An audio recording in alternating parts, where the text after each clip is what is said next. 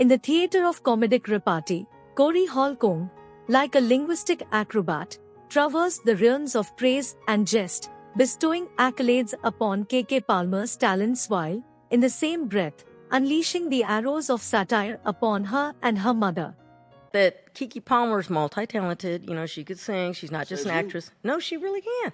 And she killed it on that. That's a photo, a still from her performing. I believe she killed it. I watched it. I didn't watch the show. I watched her performance. And it was really good. So, and congrats to SZA and Usher. They were the two top winners that took home the most awards. So good for them. But she did good. Of course, she's a good actress. I can't put that past her. And singer. She killed it, I thought. I'll cut it off when I see her. I'll be, oh, that's that messy. Anyway, no, You ever heard of Mama? Yes, I saw her on that when she was doing that lie, or what she was addressing that guy, and she was spitting. You know, she was spitting every time she was saying certain words. I don't know what's wrong with her, but spit was flying out. Would you let your mama talk to your man like that? Well, I wouldn't let my mama talk to anybody, but no. Yeah. No. I'm saying that I watch what happens. It's a chain reaction to everything. That was pretty wild. Was he talking to her mama like that? I have no idea how that happened. I think the mom was calling how did that originally start? Mama was a loud, obese beast on the phone. Don't nobody want her, so she talking crazy. Once again, though, putting it out in public, you know what I'm saying, which I don't agree with. It's like, look, if you have a problem with him, talk to him and his family. But again, I think they try to get people to side with them. Why would you expose that and make that, again, a public spectacle? If a girl mama ain't got no decency, it explains what happened with her on stage with Usher, and they tried to justify it. You see where she come from. Right. Yeah. That's why when I see something like that, cut that bitch. Yeah, Them ain't decent people. It should really be her father talking in that situation. How about that? Oh, there you go. When a woman is being abused by a man, supposedly the father is the one that's supposed to deal with it, not the mother. But what you gonna tell me and your daughter on stage that bust down with Usher? Right. Bump pass her out her. Yeah. But she said Usher's gay. That's what she said. Right, I heard what she said. Yeah. Don't matter if he passing out Braille. Yeah.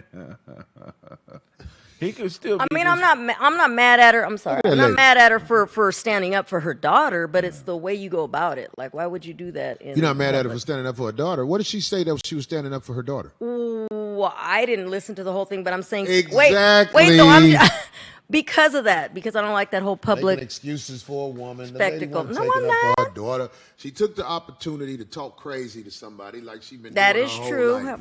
But the reason is what? I'm just asking. The reason was what? Because she believed that her daughter was wronged. That's all I'm saying. But you're speaking for her. You understand? It's like this is what I'm saying. There's a certain thing that happens with women. I'm not condoning how she went about it. I'm just saying that. No, you drawing conclusions on what she was doing. I am too. Okay. But I'm saying most of the stuff I'm saying is factual. Not give it a benefit of the doubt. Right. The facts is what she was saying, and that shows who she is. Mm-hmm. Okay. The mom, right? The mom. Yeah, what you think the daughter gonna be? A bust down. Wait, how did it close? Damn, I had something I was gonna say about that. I forgot. You forgot? All right. Anyway, you forgot what you were gonna say. It was good. If it comes to you, let me know. Was it about Keke or her mama? It's about her mother. Yeah, her mama really needs to stop playing herself. You're too late in life to be introduced to the world like that. Man. That's how you was introduced to the world. A loud, wretched woman. How you gonna speak on another woman's man and ain't no man speaking for you? That's so out of order and out of pocket. You can't speak on nothing between the sexes if you don't have a around you balancing you out. Look at this lady, though. Exactly. We are so used to seeing people in society that has enough information out there. This lady got on a Bram Stoker Dracula wig. I like her glasses. She look like she's about to start singing "Solid as a Rock." Oh, damn it! Ashford. She looked like Ashford. Ash versus the nigga, right? This look like a Bruce headshot. Oh, I like her glasses, though. I'm not lying. They look like my old Ricky Smiley.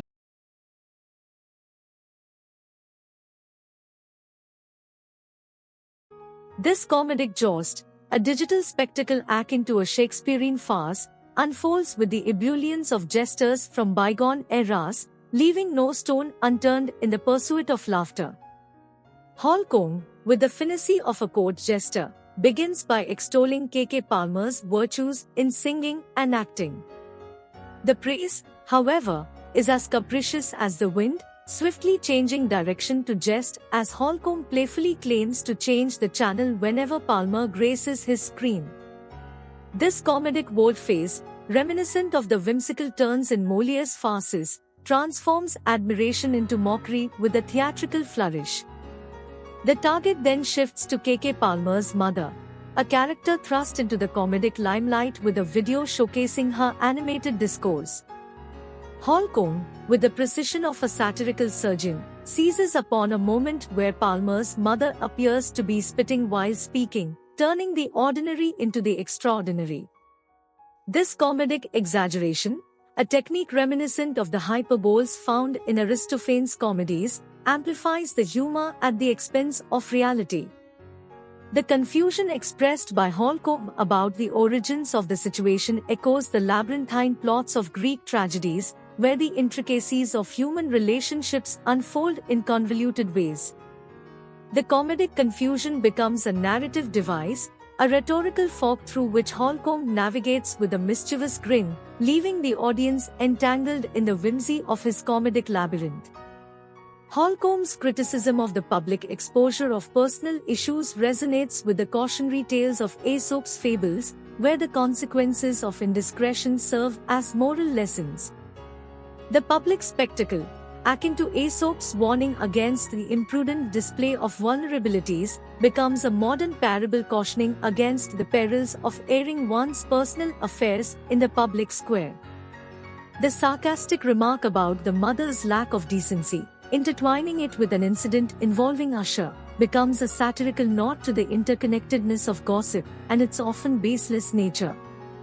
The labyrinth of celebrity scandals, akin to the tales of Arabian Nights, weaves a tapestry where truth and embellishment coalesce, leaving the audience to discern the fantastical from the factual. Holcomb's assertion that it would be more appropriate for a father to address situations of abuse adds a gendered layer to the comedic discourse. The reference to familial roles echoes the traditionalist values reminiscent of Confucian teachings, where the family unit assumes hierarchical importance. The comedic critique becomes a commentary on societal expectations, albeit veiled in jest. The derogatory term "bust down," wielded by Holcomb to characterize Palmer, is a linguistic dagger with the potential to wound. This metaphorical weapon, reminiscent of the poetic invectives of Martial, illustrates the power of language to shape perceptions. The comedic arsenal becomes a literary duel where words are the blades, cutting through the tapestry of reputation with sardonic precision. Holcomb's questioning of the mother's credibility, coupled with comical remarks about her appearance, ventures into the terrain of personal attacks. The comedic jabs, akin to the satirical lampoons of Juvenal, point not only to the absurdities of the situation but also to the potential dangers of crossing the line between jest and vitriol. The comedic arena becomes a rhetorical battleground where the boundaries of humor are tested. In the grand tradition of jesters and their audacious interactions with royalty, Holcomb's comical remarks about the mother's wig and glasses become a modern-day nod to the historic role of court jesters who dared to mock the regal trappings. The comedic irreverence, akin to the jesters of yore, challenges the conventions of politeness with a mischievous grin. Holcomb's comedic critique, woven with historical and cultural references, mirrors the age-old tradition of lampooning societal norms. The jest, like the masked performances of ancient Greek satyrs, serves as a mirror reflecting the foibles and idiosyncrasies of human behavior. The comedic stage becomes a carnival where societal norms are paraded, and the jesters wield their verbal wands with gleeful audacity. As the comedic tapestry unfurls, Holcomb's roast of Keke Palmer and her mother, laden with historical allusions and cultural references, emerges as a contemporary farce resonating with the comedic traditions of the past. The comedic alchemy, where praise and jest dance in a dizzying waltz, transforms the mundane into the extraordinary, leaving the audience both entertained and contemplative.